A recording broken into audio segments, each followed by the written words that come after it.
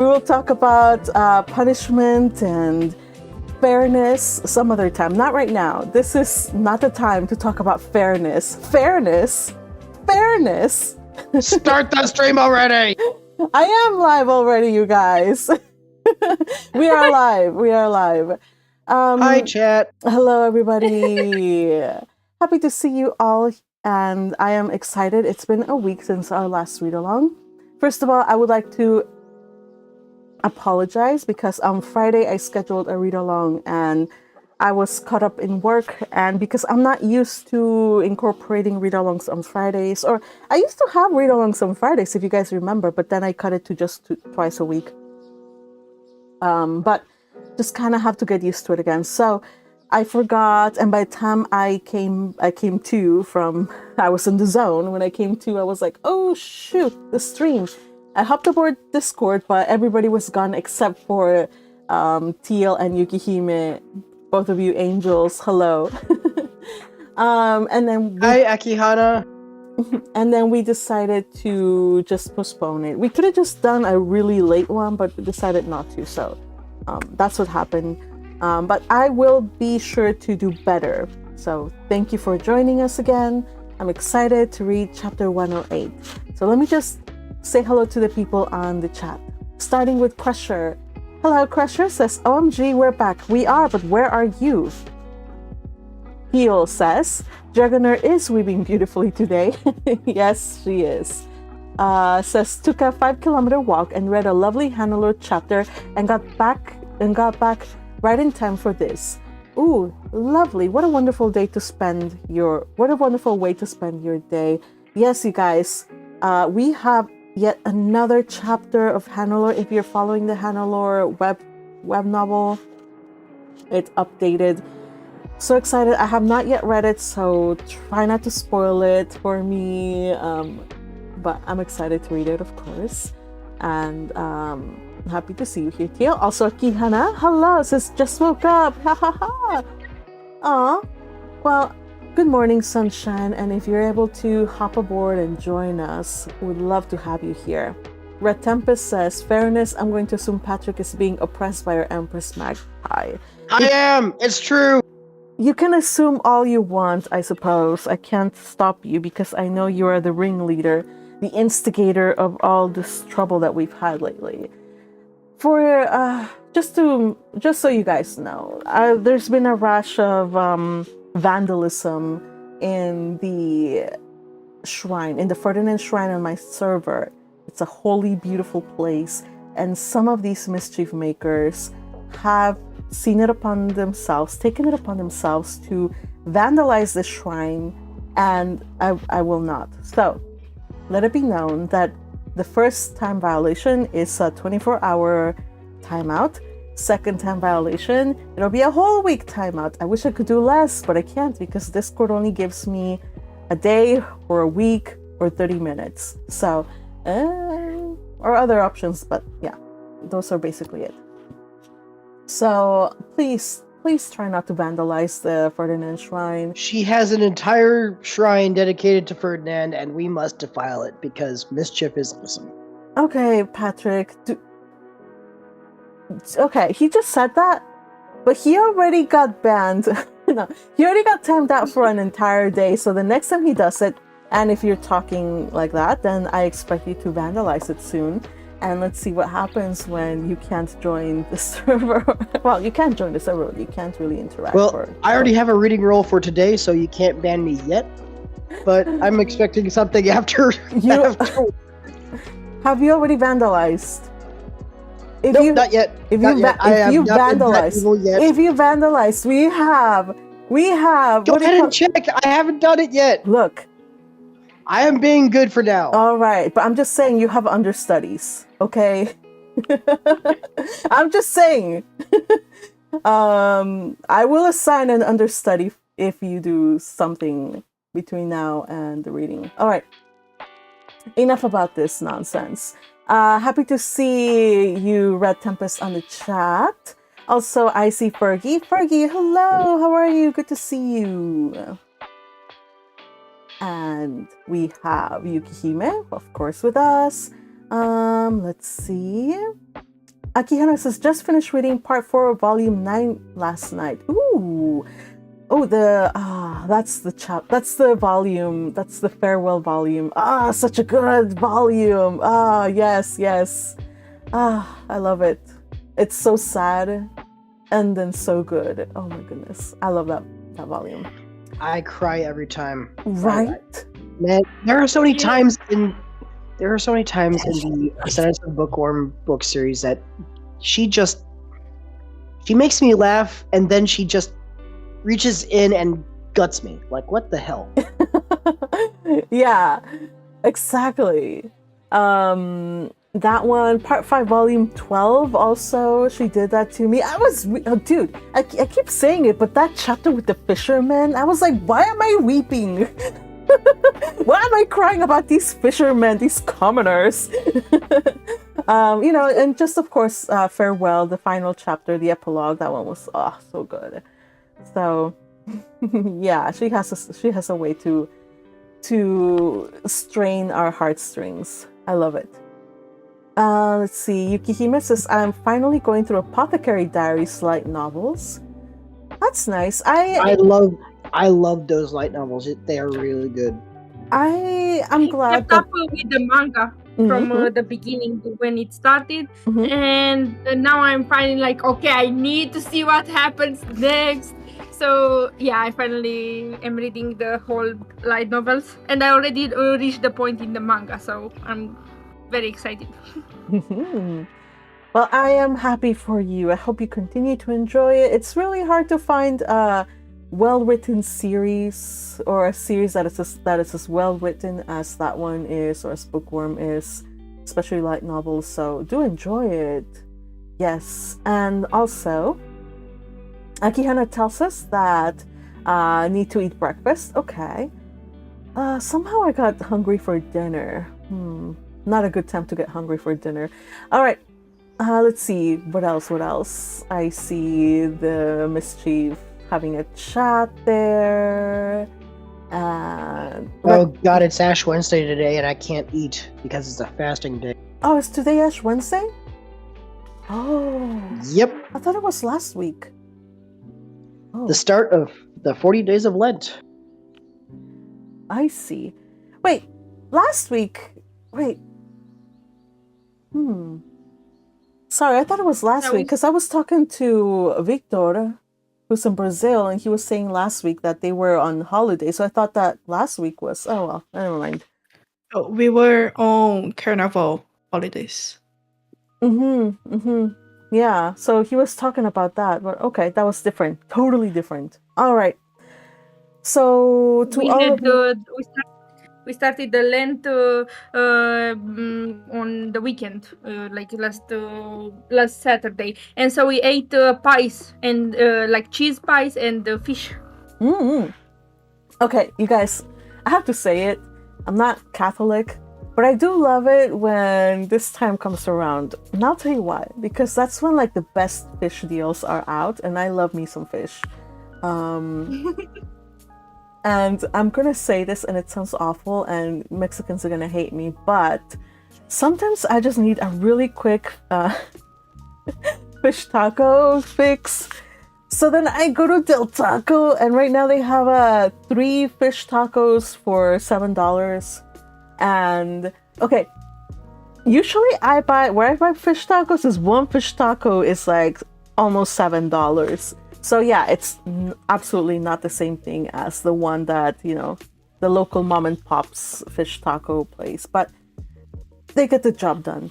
So I eat some. We divide it between my sister and me, and anyway, so yeah, fish tacos for the win. So yeah, I'm excited for Lent. I love fish tacos. They're so awesome. Yes, fish tacos. I think I need some fish tacos. Can you eat fish in Lent? Yeah, no. You know what? We'll talk later. We should probably. Get yes, that's. Yeah. Sorry. All right. Let's back to the reading. Yes. Yeah, it is 4:10, so we probably should get to the reading. Anyway, you guys, as always, happy to have all of you here. I do believe that it's a good time now to start reading. We got people hopefully already settled in on YouTube. So let's get this started. Reading today. Oh, we're going to be reading chapter 108. It's an Ehrenfest chapter, so it's still updating us on how Myne and company are doing over on Ehrenfest. We read chapter 107 the other day. Just an update. Let's see. We have just Myne receiving a letter from Dolores, or thinking about Dolores, and the fact that Dolores is now basically like her number one fan.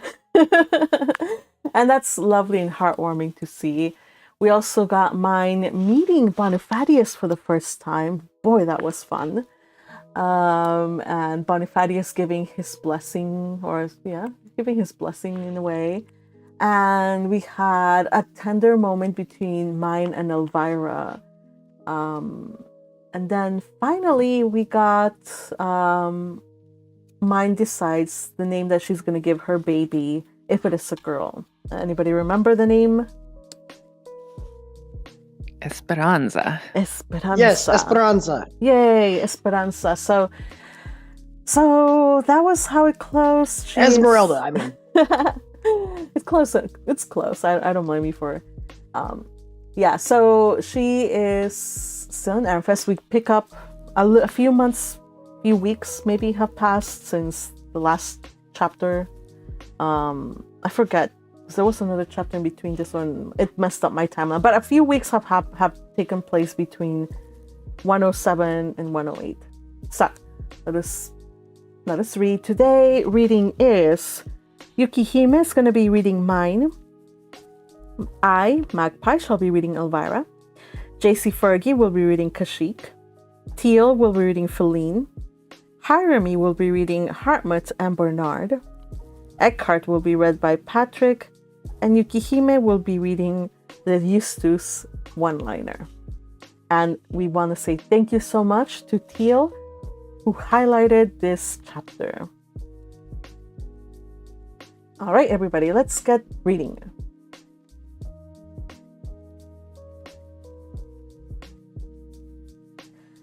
Chapter 108. Springtime. Spring in Ehrenfest is here at last, and some major events have taken place. In time, even the harshest winter must bow to the inevitable march of the seasons. In Ehrenfest, after what felt like an eternity of snowstorms and icy winds, the first timid rays of sunlight pierced through heavy gray skies. They fell softly, gently, across a land that seemed hesitant to believe in their warmth, as if the earth itself feared disappointment. The snow began to melt in rivulets, carving paths through the frostbitten streets and barren fields. The change brought relief, but not without its own price. Even in a duchy as prosperous and relatively mana-abundant as Ehrenfest, the lower city bore the scars of winter's unforgiving grasp. Families who had rationed their provisions to stretch what little they had faced the cruel realization that even their best efforts hadn't been enough.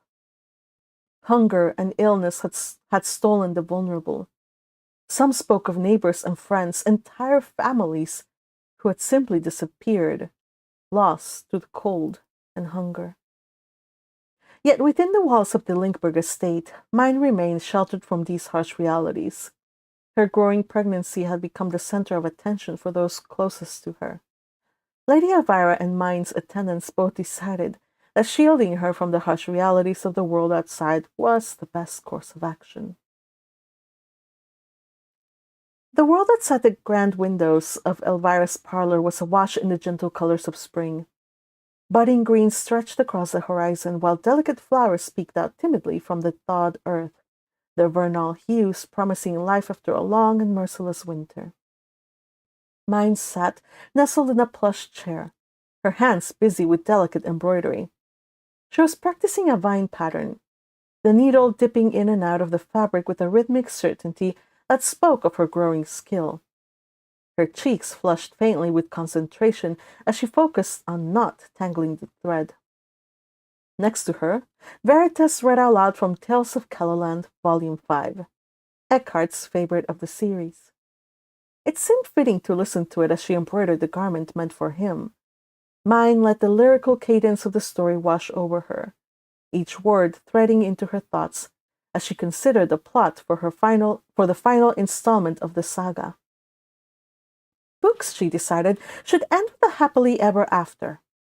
The final volume would draw inspiration from the story of Eros and Psyche, a tale of trials, separation, and the love that defied and conquered all. Her fingers hesitated for a beat as her heart swelled with emotion. Once upon a time, she had dreamed of writing a love story with a happy ending, to mend the jagged edges of her own heartbreak. But now the love she fantasized about was no mere fiction. It was so real to her, it was almost palpable. This love was all-consuming and profound, filling her days with warmth and her nights with dreams so sweet that they bordered on surreal. And, unlike those darker days, she now looked forward to every new day with growing anticipation. Despite the world looking like spring had just arrived, by the calendar it was late into the season of Flutreine, and the bracing days of Leidenschaft were not too far off. Summer, the season promised not only warmth and new beginnings, but what she longed for the most, the chance to hold her child in her arms. A sudden flutter within her stilled her hands, her eyes widening in delight. She gasped softly, her hand flying to her belly as her baby moved. The sensation of the tiny life growing and moving within her was a miracle she could never tire or get over. Somehow, against all odds, against all expectations, and defying every thread of conventional wisdom, she and Eckhart had created this precious life together. Having a child together and starting a family of their own wasn't just a distant dream, but a miracle that had blossomed against the harsh realities of their world. Even after the grueling dedication ritual had drained her mana to its limits, even after that harrowing ordeal in the noble's forest, their baby had endured it all. And each flutter and kick she felt was a reminder of the miraculous resilience of life. It reminded Myne to never give up and never despair. Myne's reverie was broken by the distant rumble of carriage wheels. Glancing out the window, she saw Elvira's carriage come into view, its arrival as stately as ever. Myne watched as the vehicle rolled to a halt. With the roads finally clear of the snow, the Ernfas nobles who had remained confined to the city during the unforgiving season were keen to leave for their summer estates. Their exodus would also mark the belated start to spring prayer, which for the first time in many years, Myne would not have to participate in. However, one final gathering had been called before the nobles' departure. Lady Elvira, accompanied by Feline, had attended, and now they were back. Moments later, Lady Elvira's commanding presence filled the room like a gust of brisk spring wind. Her eyes gleamed with a spark of triumph, the kind that always preceded a tale worth hearing. Myne set her embroidery aside and ordered Veritas to stop reading aloud before offering the older woman a smile. "Hello, mother. You look like you've had quite a day," she observed, tilting her head with curiosity. Elvira's lips curved into a wry smile as she gracefully settled into the chair across from Myne.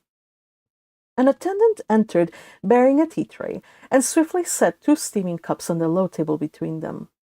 The fragrant steam curled upward, catching the sunlight streaming through the tall windows. Elvira picked up her teacup and inhaled deeply, her shoulders visibly relaxing as the familiar scent of her favorite blend washed over her. "Quite a day, you say?" To say the least," Elvira began, her voice holding both amusement and exasperation. She took a slow sip, savoring the warmth, before continuing. "The noble gathering was as eventful as ever, as these things often are." Myne's curiosity deepened, but she waited patiently, knowing that Elvira would tell the story at her own pace.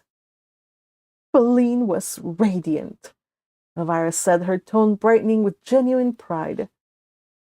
remember the green and cream-colored dress with the pink embroidered flowers? The one she thought was too ostentatious? I convinced her to wear it, and it paid off splendidly. She looked like a vision, poised and elegant, and every bit the young woman of noble standing that we've worked so hard to nurture. You should have seen Roderick when he laid eyes on her. It was as if Bluantha herself had descended to dance before him for a second time. The way he looked at her, Myne, it was enough to make any heart swell. And it wasn't just him. Oh, no. Many of the young men couldn't take their eyes off of her. It was wonderful to see her confidence so bolstered by the admiration of others. That sounds lovely, Myne said, a small smile tugging at her lips. Feline deserves to be appreciated. She's an absolute angel. She is. Elvira's voice softened. Then her expression shifted slightly, a faint shadow crossing her features. But of course, not everyone was pleased to see her shine. Oh? Myne's smile faded, replaced by a prickle of unease. What happened? Elvira's smile returned, though it held a sharper edge now, her eyes glinting with a mix of satisfaction and defiance. Oh, nothing to trouble yourself over. It's just her father. The man waited until after the gathering when Roderick and Feline had parted ways, and both she and Feline were making their way to their carriage. Elvira watched him approach, noticing how the man studiously avoided glancing her way. Instead, he advanced, bull-like, toward his daughter. His face was drawn tight with tension, and as he drew nearer, Elvira caught the glint of desperation in his eyes. When he reached them, his bow was formal, but his greeting perfunctory. Feline, He said, his voice low but taut. we must speak. Elvira's polite smile remained firmly in place, but her eyes narrowed, sharp and assessing. She could have intervened, dismissing the man with a curt remark and shielding Feline from the confrontation. Yet she knew better. This was Feline's moment, an opportunity to face him head-on, and to do so with an ally at her side. Elvira inclined her head slightly toward Feline, a silent signal of support. Then she stepped back, granting them the illusion of privacy, while remaining close enough to intervene if necessary. Feline was no longer the meek and timid girl that her father had neglected and his wife had spent years tormenting. Gone was the crybaby who cowered in corners and trembled at harsh words. In her place stood a girl who was almost a woman. She was utterly transformed, a blossoming beauty, radiant with love, brimming with potential, and exuding a quiet confidence born of her personal and professional achievements. She had grown into herself, and after all the months of training under Elvira, she was the picture of noble dignity. But there was steel beneath her calm exterior, and for a fleeting moment the man before her hesitated, faltering under the weight of her transformation, while Jonsara looked on in the shadows. While Jonsara, who looked on in the shadows, gasped and grew pale. What is it, father? Feline asked, her voice calm and even, betraying nothing of the history that lay between them. He took a moment to compose himself, but then wasted no time as he aired his grievances, speaking as a man who has been wronged. Your maternal uncle, who's been hinting, no, outright declaring that he intends to take over the estate once you marry. Is that true? Feline met his gaze unflinchingly. It is true. She said, her tone measured.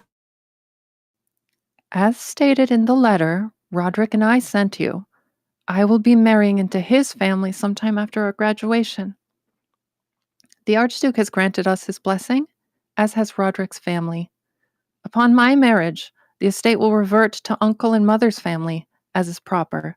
You and your wife will need to arrange alternative accommodations. Her father's face flushed with indignation. Living arrangements? That's not right! You cannot simply cast us out! Feline's eyes flashed, her calm crackling just enough to reveal the force of her resolve. I cannot at the present, She cut in. but Uncle certainly can, and he will. You have at least 2 years to prepare.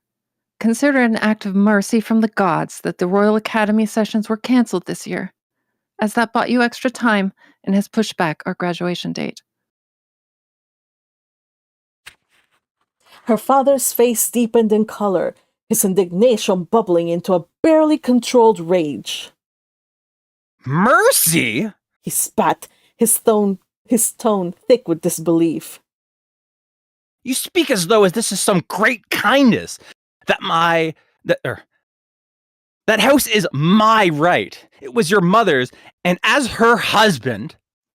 As her husband, you squandered her legacy.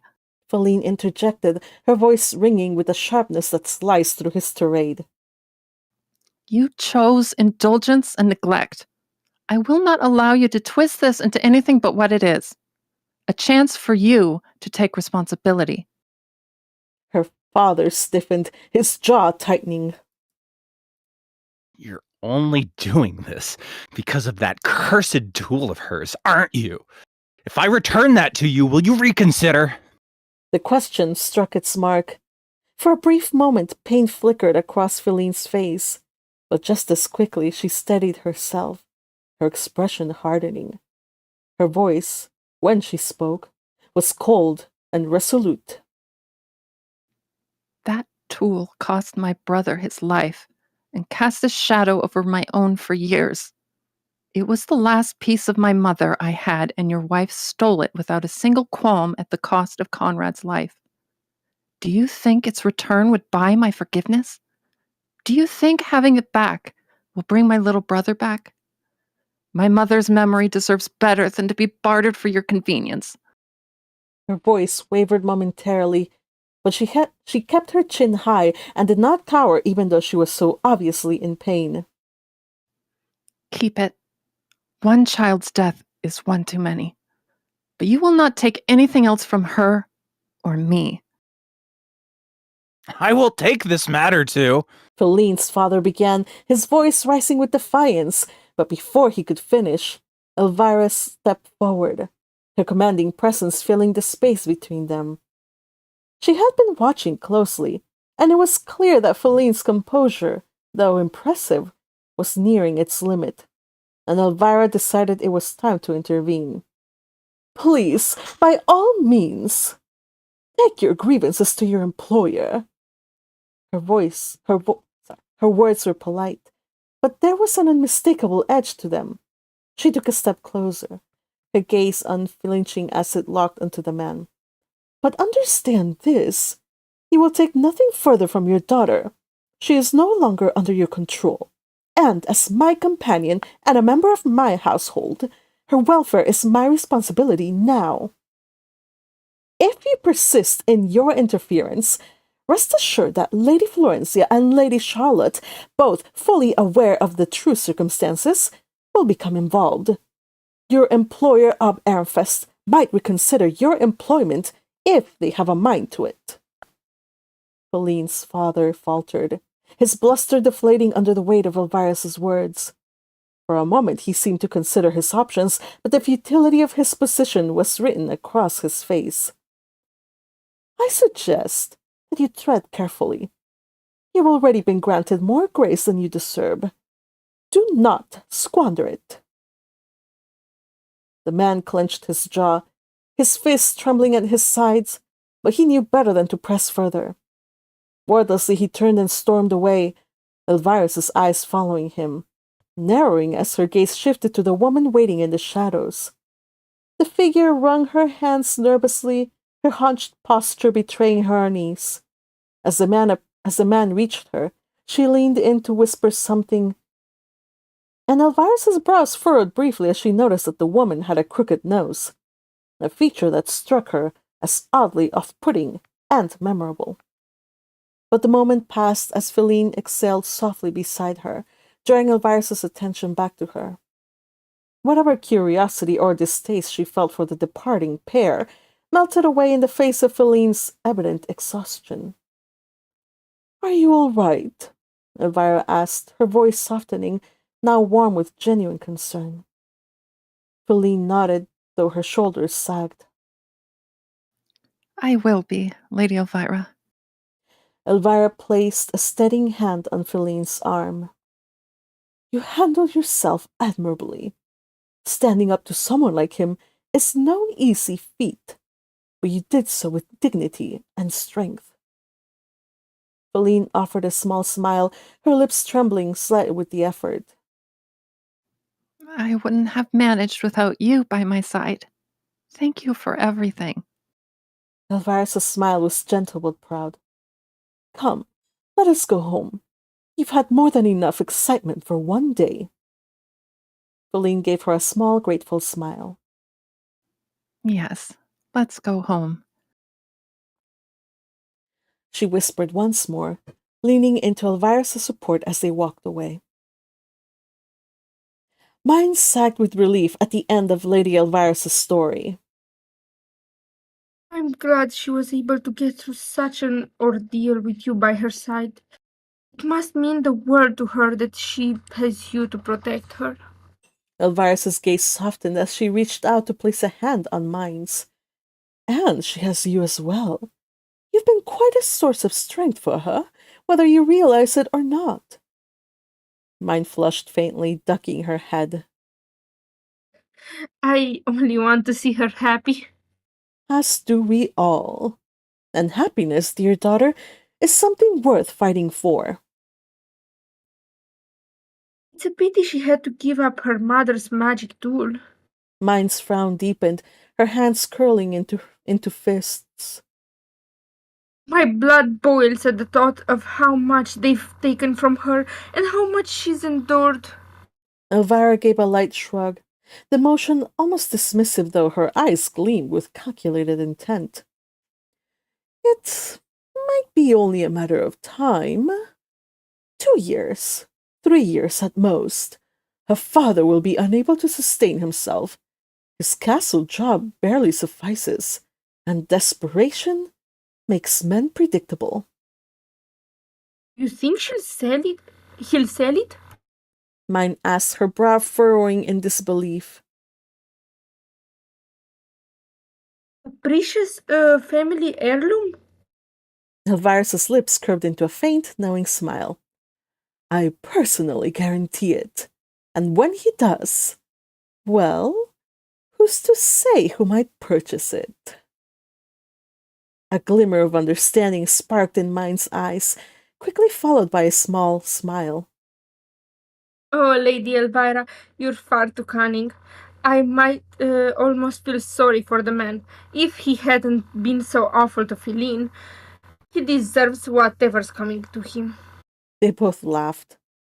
The conversation shifted to lighter topics, starting with Feline and Roderick's budding romance.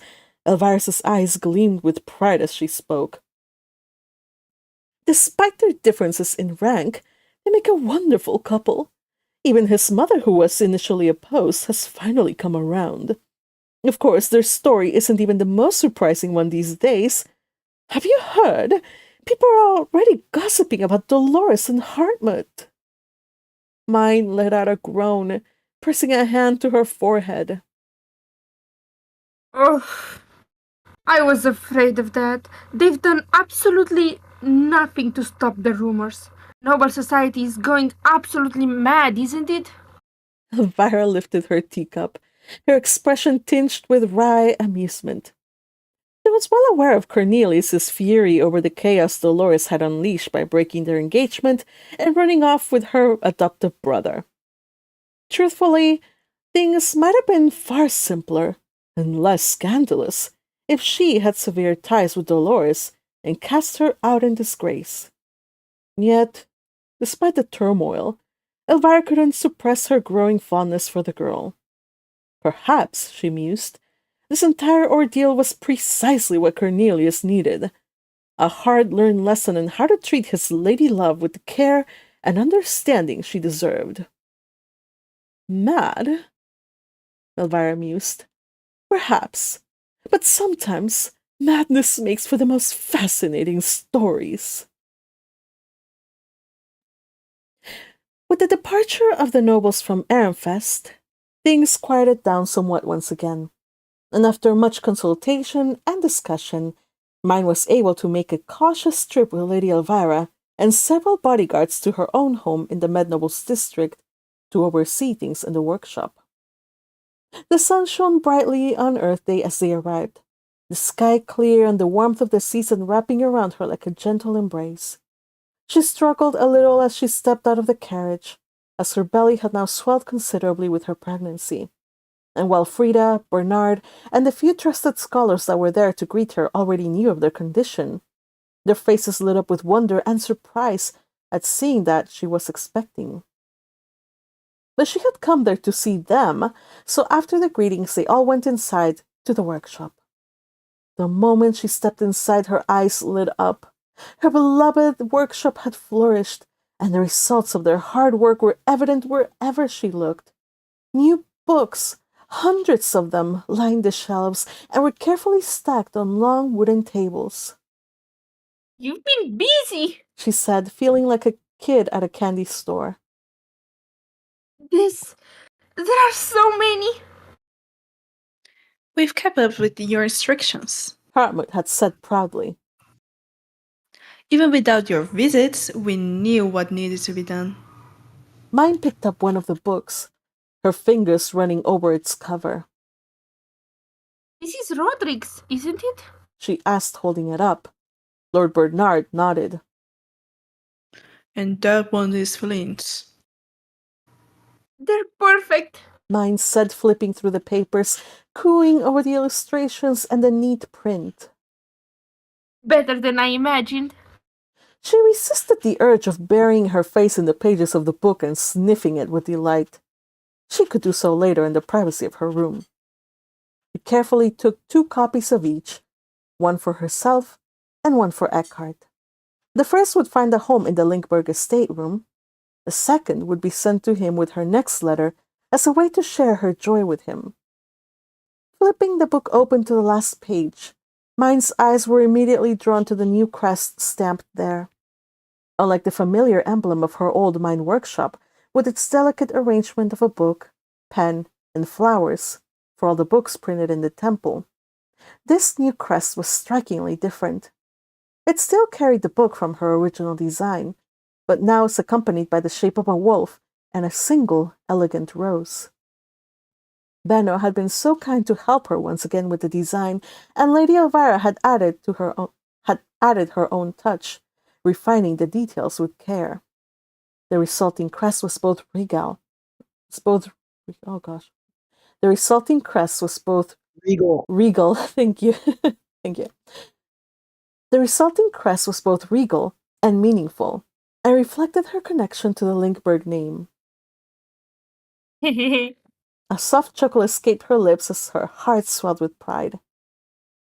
Her fingers traced the edges of the crest. As she did so, a realization settled in. It was not just a symbol of her workshop, but also of how far she had come. From the young, nervous girl at the temple, unsure of her future, to this moment, standing firmly in the world of the nobility, her work respected, and her legacy taking shape. She had come a long way, and this crest was a testament to that journey. Eckhart would be so proud. With her heart full and her mind buzzing with excitement, Myne decided to take a moment to herself. She ascended the stairs with Feline following closely, while Frida and Lady Elvira talked about the salon preparations for the summer. Myne's footsteps echoed softly in the stillness of the house, and the buzz and activity of downstairs faded away into silence when she reached the corridor. There she looked about her, and she knew instinctively that it would be a mistake to enter the familiar chambers. But the pull was just too strong. Myne glanced at Feline with a wistful smile. It's strange being here again. Everything feels the same, yet it doesn't. She pushed the door to the blue parlor open, allowing the familiar surroundings to greet her. Feline pulled the curtains open, and the soft light of the sun poured in, illuminating the familiar stillness of the room. The sunlight struck the polished wooden floor and reflected up to the crystal pieces of the chandelier which hung above, casting rainbow shards of light all over the room. The two Zenses at both sides of the hearth smiled at her in their own Cheshire cat-like way. Myne's eyes lingered on the familiar reading chair by the hearth. He always sat there, She thought to herself. with me on his lap, reading or just talking. Time would fly by without us noticing. Myne sat down in the chair. She pressed her hands against the armrests, her chest tightening as memories flooded back. Everything was as it should have been. Quiet, pristine, untouched. What's more, instead of dreary white covers to keep the dust away, Hartmut had modified a time-stopping magic spell in the rooms she had used the most, which would not only keep away dust and protect everything from moths, but also moisture, light, and temperature changes, as well as the wear and tear of the passage of time. But despite the spell, which should have kept everything intact, something was wrong. The room felt hollow. The warmth she had once felt there was gone, as though the very air had lost its life without Eckhart's presence. The house, for all its beauty, felt like nothing more than a shell. It felt exactly as it had when she had first moved in, a cold, unfamiliar place. Splendid, but it wasn't home. Not without him. Eckhart, why does it feel like you're slipping further away from me? Her eyes drifted to the curtains and the balcony beyond. She remembered that warm autumn night when the two of them first opened their hearts to each other under the stars and waited for the light of dawn. Back then she would never have imagined that Eckhart would end up being so important, so dear to her, and that night would become a turning point for both of them. She drew in a deep breath and stood abruptly, fleeing the room with hurried steps, her heels clicking sharply against the polished floor as she strode down the corridor. This time, she made her way to her personal chambers, though the space now felt utterly foreign. Most of her belongings had already been moved to Lady Elvirus's estate, and the room felt alien and unfamiliar. She didn't bother to give Feline time to open the curtains. She didn't even step inside. She knew what she was looking for wouldn't be there. Spinning on her heel, she turned and walked briskly away. Despite knowing she was only causing herself more pain, she let the pull of familiarity guide her feet. An irresistible, quiet longing drew her back to Eckhart's room. She trailed her fingers along the wooden paneling of the corridor as she went, just as she had done all those nights when she'd made the same journey in the middle of the night in search of him. With each step, memories flooded her mind. She remembered how his warmth and sweetness had drawn her to him as irresistibly as the sun draws the earth, melting the snow and coaxing its flowers to unfurl their petals beneath the first golden rays of spring. How she ached for those moments now. How she longed to talk to him, hear his laughter, feel his presence again. How she wanted to drown in the ocean blue depths of his eyes. Feline hesitated as she caught the look on Myne's face, but she said nothing.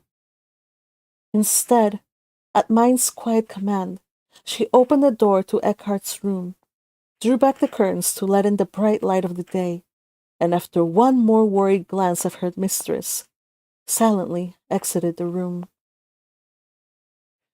Once the door clicked shut behind Feline, Myne stood still for a moment and looked around her, trying to find something, anything that would remind her of Eckhart, that would make him feel more real to her.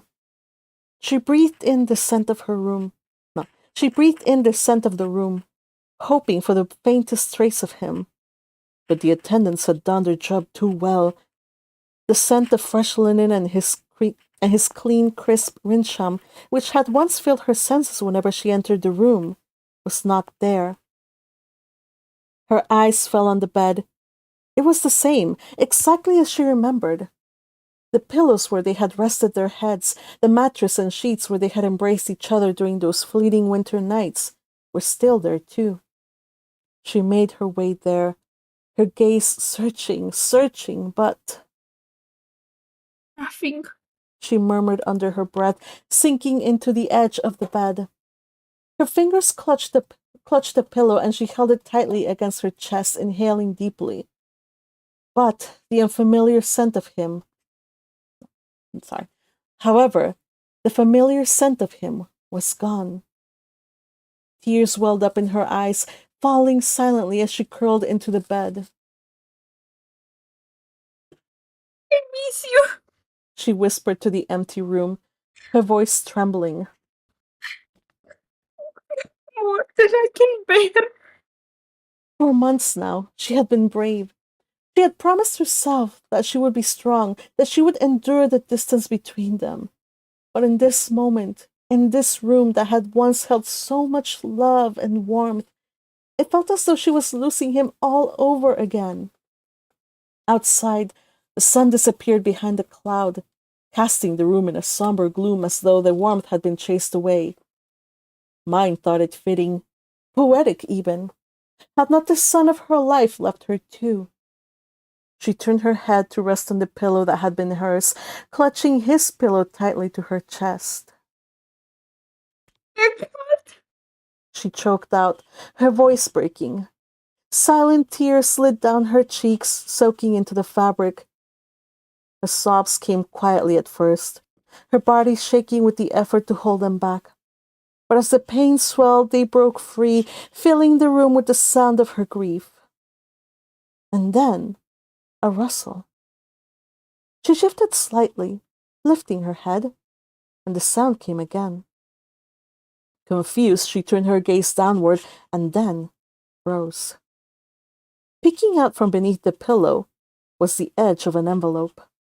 She quickly reached for it, and her hands trembled slightly as she recognized the familiar handwriting on the front. It was, unmistakably, Eckhart's, and the sight of it sent a rush of warmth through her chest. She tore open the envelope and unfolded the letter with shaking fingers, desperate to read his words, to feel him near her once more. And as her eyes traced the lines of his message, the room seemed to fade away, leaving only the two of them, bound together, even in the silence, even in the distance. Dearest Myne, as I sit here, watching you sleep peacefully beside me, I find myself compelled to write to you. Even though my heart longs to simply speak these words aloud, please allow me to copy you and put into writing what I cannot say face to face. Tonight, as much as I want to stay lost in your arms, I refuse to let the hours slip away so easily. Instead, I will stay awake, keeping vigil over the time I have left with you before I leave tomorrow. I will leave this letter behind for you, ensuring your attendants place it right here where you will find it in case you ever come back here. I hope this letter won't be necessary, but should you ever feel homesick, I hope it will remind you of my love, even in my absence. Though I will not be near, I know that I am always with you. Know that I am always with you. That's why I insisted on you taking my name, you know. No matter where you go, you carry a part of me with you. My namesake binds... Oh, okay. I'm sorry, I misread something. No matter where you go, you carry a part of me with you. My namestone binds us in a way that's far beyond words, beyond time and space. I hope you don't miss me too much. And that the bookroom in my family's estate will keep you so busy reading, you don't have time to spare to feel lonely. However, if you ever feel alone, just channel your mana into my namestone. Send a little of yourself to me, and I will feel it. Though you won't know it, I will sense your presence. And I will do all I can to reach you in some way. To remind you that I am well, and that I love you with all my heart. That you are in my thoughts each day, and that I am counting the moments until we can be together again. I wanted so much to spend this winter with you, but it was not meant to be. Yet I promise you, when my mission is complete and I return to you after protecting Lord Ferdinand, I will make up for every moment we've lost. I will bind my life to yours in front of all of Inferest, and I will cherish you every day, building a home and a family with you. And yes, I will take you fishing in the summer, just as I promised. I'll catch so many of them for you that you'll be sick of them. Wait for me, and remember this. No matter how long it takes to make up for the time apart, I will come back to you, and I will never leave you again. You asked me not to speak these words, but you did not forbid me from writing them. And so, here they are. As true as any vow I have ever made, I love you. I love you. I love you. And I will miss you more than words can ever express. Your devoted husband, Eckhart. Myne let herself have a good long cry as she read and reread the letter.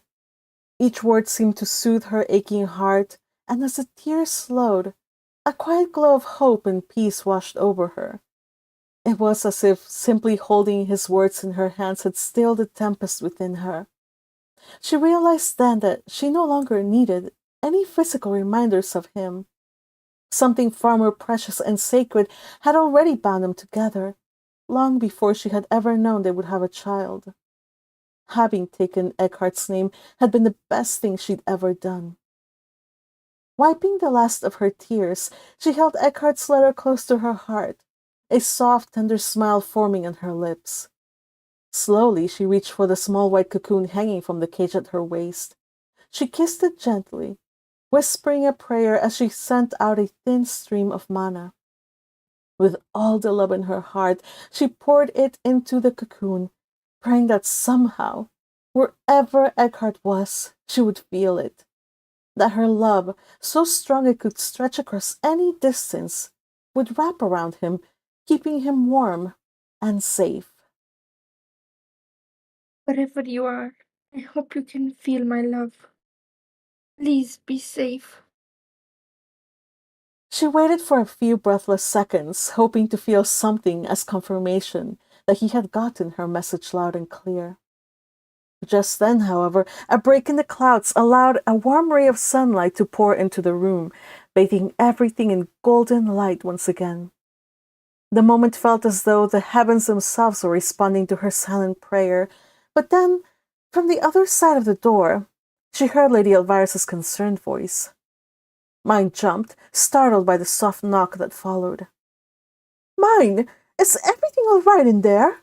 she asked, her tone tinged with concern. Startled, Myne quickly wiped the traces from her tears. "Coming!"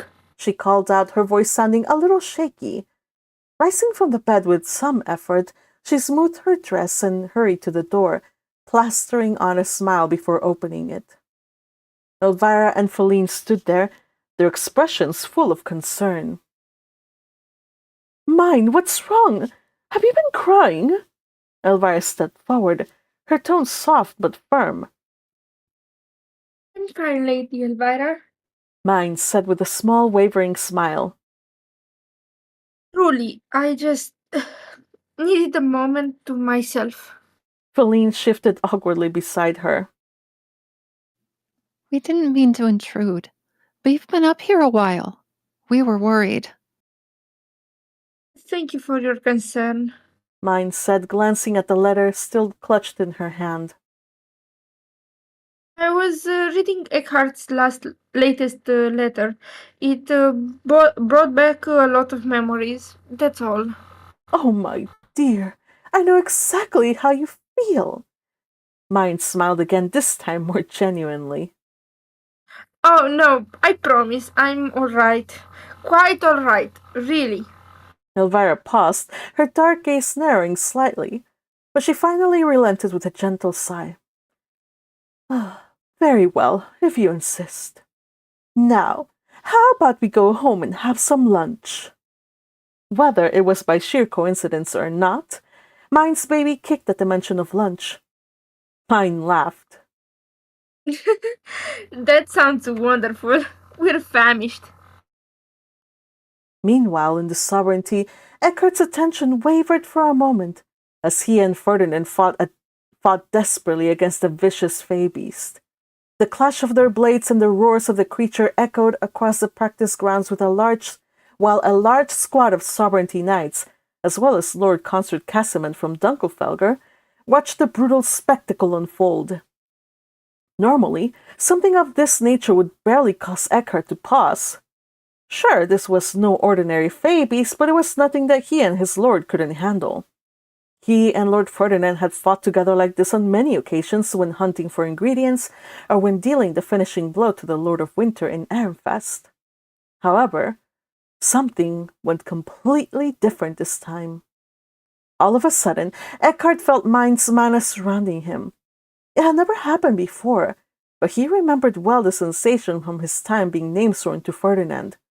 He knew exactly how it felt with another's mana pulsed through the air and surrounded him, comforting him. Yet it was also not the same, because unlike with Lord Ferdinand, every fiber of his being seemed to thrill in recognition and joy, as if his beloved were right there with him, beside him.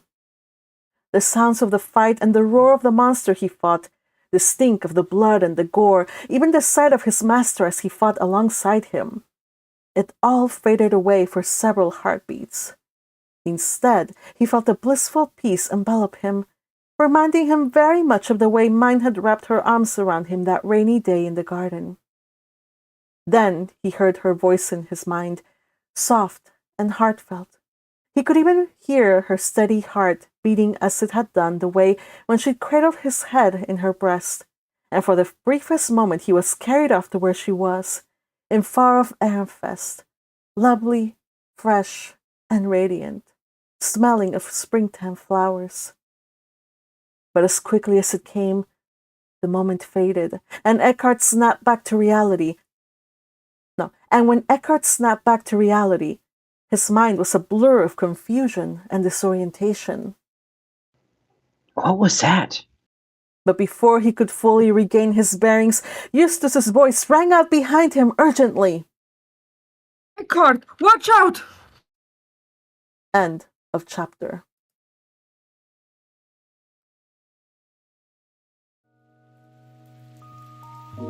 No. I will let you guys wonder and guess and fret about what was that? What happened there? In her desire for him, she doomed him. Ah! Oh no. Oh no. Another chapter of me crying on stream. Oh my gosh, I felt the tears. Oh, you guys, why do you do this to me? The letter was so Hey. beautiful. You are the one who wrote it. I just gave voice to it. Look, I know I wrote it, and believe me, I wrote it, and then I read it, and I read it. Like, I read it, like, I don't know, a lot of times before I publish it, right? But I don't know, something about hearing it being read, it's just, my heart. You guys did amazing. Oh, so good. Everybody did so good. Oh my gosh. Oh, yes. I am so proud of you guys. We should record a book for real. Well, maybe you should write one. I should, huh? I mean, after you're finished with this fanfic, because we don't want you to get distracted from this. I know. It's only 2 more chapters that I have to write, and then we're done. We're done. Only two. We're surely gonna be done. How many times have we heard that before? Hey. Okay. So Teal and Yukihime have been following along with AO3, and they can testify that I have been updating fairly frequently lately, right? Because Yeah. I can feel it breathing down my neck.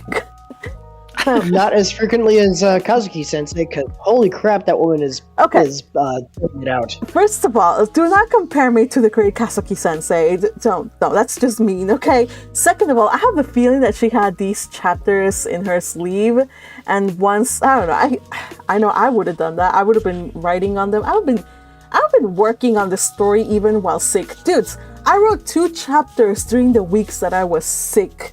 I'm not really criticizing you here because Kazuki Sensei is a machine. Holy crap! No, as much as her updates are coming out, like saying, "Oh yeah, another chapter is out," it's like, what?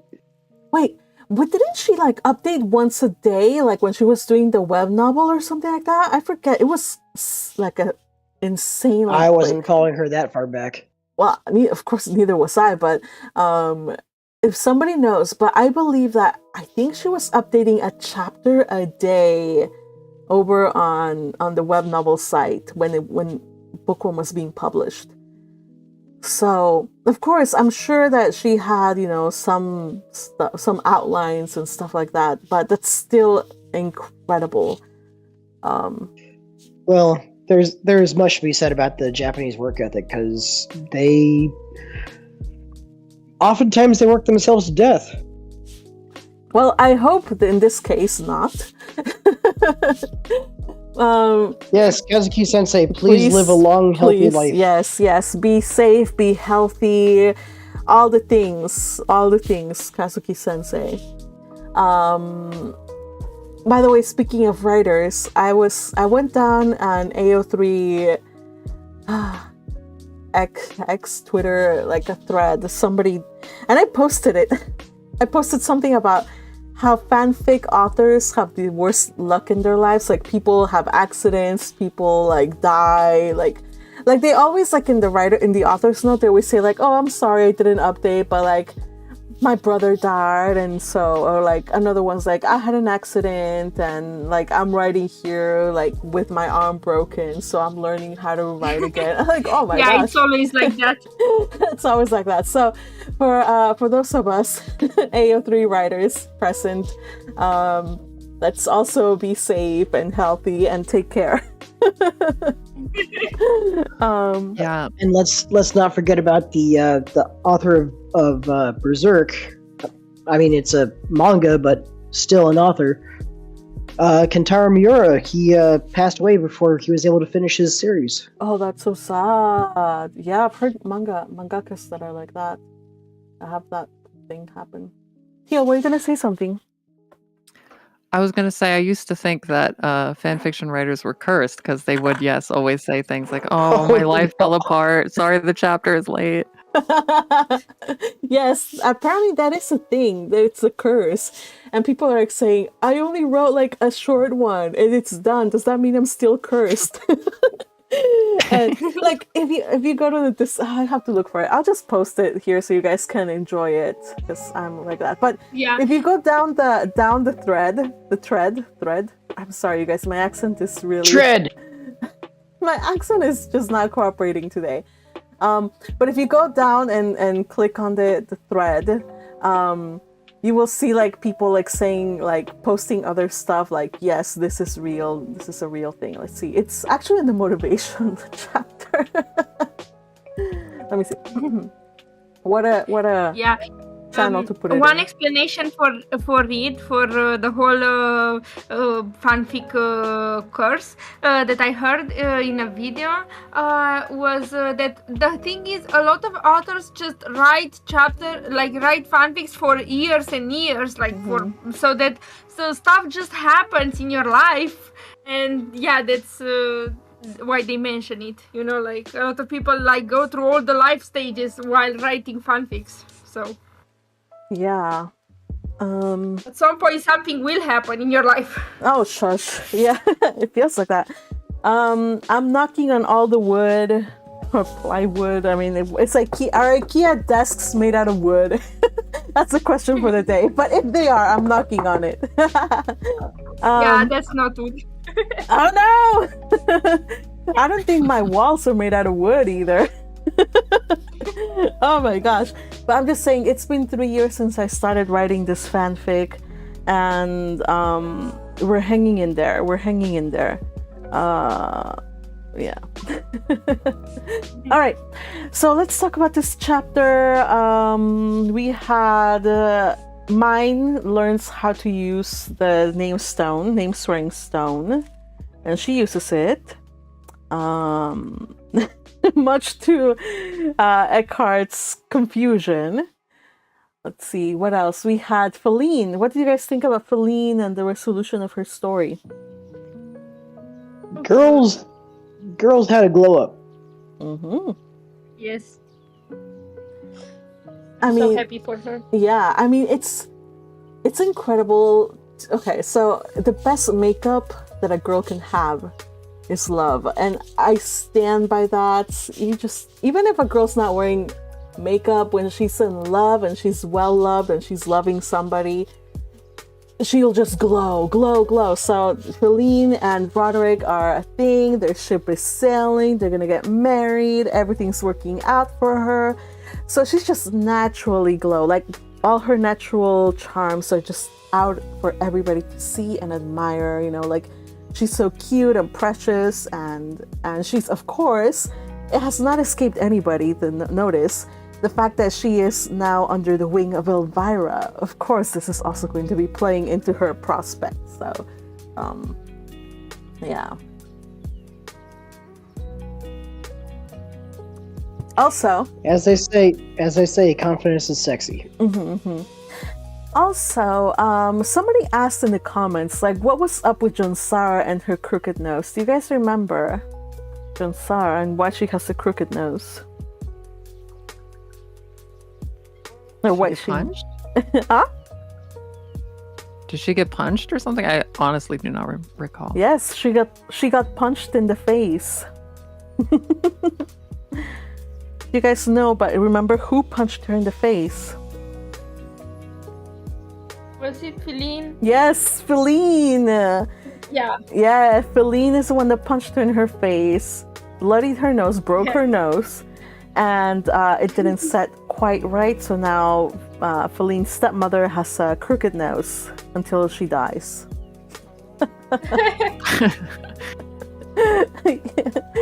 Yeah, I just thought that was I needed Jonsara to suffer more. I mean, come on. We'll just have her forever see the mirror and remember what a loser she is. Very level-headed Feline, with the thing that one dead child is already more than enough. Oh, yeah, but she was being torn up into ribbons when she said that. Yeah. I think she had reached her limit by then. But yeah. Let's see. Any other updates that I need to remind myself? I think we got some...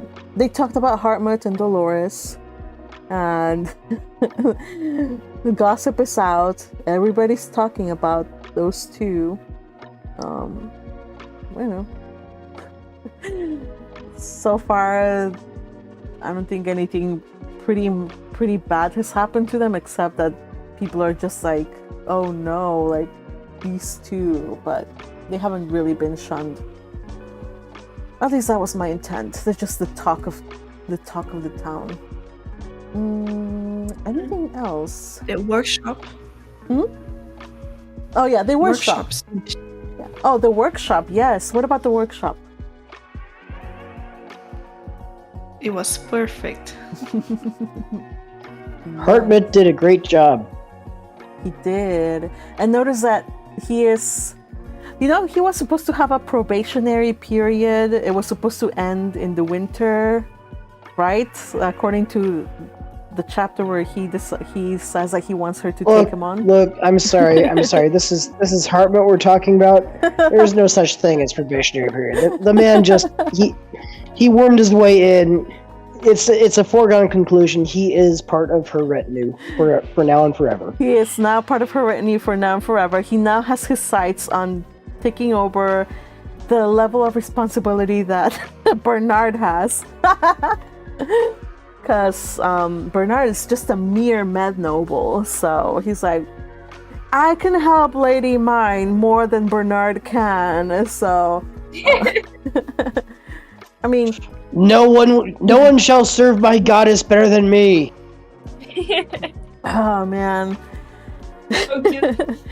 So yeah, and Dolores is also cheering him on in those efforts because she thinks that he should be the number one as well. So yeah, he got support there at least.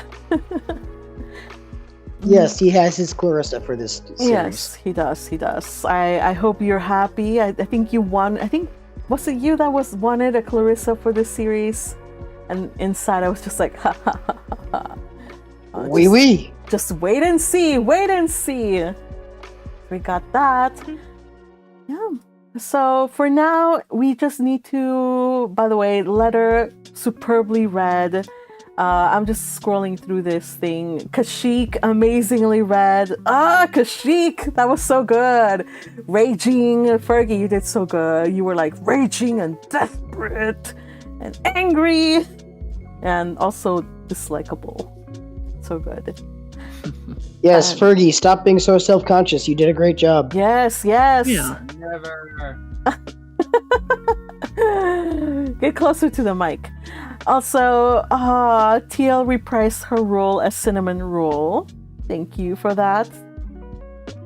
Feline is so precious. I forgot if Rozemyne ever called Feline an angel, but I figured she could add her to the collection of angels. I don't know. Just think she's I don't think Rozemyne ever called Feline an angel, but I mean, she definitely liked the cute little girl who was willing to write stories for her. Yeah. Yeah. So since Rozemyne has a penchant for calling little girls angels, and Feline still is underage, or she's still a kid, or not yet an adult, so she can safely call her angel in this weeb. So I said she's an angel. Akihana asks, so will Hartmut now become Myne's head scholar instead of Bernard? Give it a few years. He is definitely gonna vie for the position, and Bernard will eventually be like, okay, the business is growing a lot, we can divide roles. So they will kind of start separating roles, and eventually, yes, Bernard will retire and Hartmut will become her head scholar. Who knows? In other words, yes. Who knows what will prompt Bernard to retire, but he will retire. Maybe his retirement will be sped along. I don't know. Who knows? I mean, if Hartmut puts his mind to it, then he will make it happen. Good luck, Bernard. And if you like this story, I would recommend that you subscribe, and follow your magpie. Mm-hmm. You can always support her on Ko-fi, so you can join us on Discord, and maybe in future read-alongs you can join us for the read-alongs. Yes. We definitely look forward to having more amazing new talents here on the Discord, and come join us. Yes, please do so. We have a lot of fun. Thank you for that, Patrick. I always forget to plug. So thank you for being ready for that. Yes, we have to plug you because you won't do it yourself. I know. I always keep saying why I don't, but thank you for doing it for me. I'll do better. Akihana says her father will now have to bow down to her. Yes, he will. She will become a Met noble. He will have to bow down to her. Bow down. Minion. Yes, that's a very, very good outcome indeed. Wait. I know a soundbite for this. Just a moment. It's coming. What? Uh-huh. I don't hear it. I'm not seeing it. Aw. Know your place. Where is it? Oh, Where know is your it? place? Maybe they took it down. There it is. You should know your place, you cad! Yes. Know your place. Sorry Yes. for the delay, but it was worth it. It was worth it. Let's see. Teal says, Myne has a pretty large retinue for an arch noble, even though she's a commoner. Yeah. So she's in that kind of like strange kind of line where she's a commoner, but not a noble. Right now she lives in the Med noble, so they're kind of like saying like, yeah, you're important, but we can't let the arch nobles feel like rustle their feathers and put you in with among them. So we'll just put you in a Med noble, but eventually she and Eckhart will get married and they're gonna settle and, you know, do their own house and whatnot. And she'll be an arch noble. Mhm. Yay, good for that. Let's see. Rozemyne is not subtle in her favoring. No, she's not subtle. And as Myne, she has no reason to not favor. Probably as an employer, she's kind of careful not to show too much favoritism. But I think everybody knows that her favorites are Feline and Roderick, and they have to not cross them. Speaking of which, I wasn't able to put this early in any of the chapters, but you know how Hartmut really at first was antagonistic towards Roderick at school. Remember how he was like bullying him, and then one time when he started working at Mines, he also was starting to act out, but Myne crushed Hartmut and telling him to not. So ever since then, he's just very jealous, but he cannot do anything about it. Yeah. So yeah. Just has to stay straight. Yeah. Also, another thing that's gonna keep Hartmut from becoming Myne's head scholar is he has to gain the approval of Eckhart and Ferdinand, and they have to free him from the very restrictive magic contract that he signed. So he has to pass. Otherwise, they won't let him. So yeah. All right, I think we covered most stuff. Yes. All right, so I am excited to read the next chapter. I believe this marks the last of the Ehrenfest chapters for some time. The next chapter is 109, and I believe it's called Bells 1. Ooh. Slowly but surely, we're getting to the end of this fanfic, you guys. So do join us on Friday around noon for Bells 1. I don't want to say much more about it because you guys have to enjoy it as I don't want to spoil anything, but just be sure to be here for the next couple of chapters. They're very important chapters. So thank you for joining me again. Today's readers were, where's my little paper? Where's my paper? Oh my gosh. I think I have to do it from memory. Eustace and Bernard was read by Hirami. Kashik was read by JC Fergie. Eckhart was read by Patrick. Teal read Feline. And then Myne was read by Yukihime. And I read Lady Elvira. I think that's all. Yes. Thank you so much for reading, you guys. Thank you, gang, for your amazing talents and for bringing this story to life, for making me cry again. Oh my gosh, you guys made me cry. And to you guys watching on YouTube for joining us. And of course, Teal for highlighting it. We will see you on Friday, noonish, 1 o'clock-ish. Until then, take care, you guys. Take care, gang. Bye-bye. Bye. Bye-bye.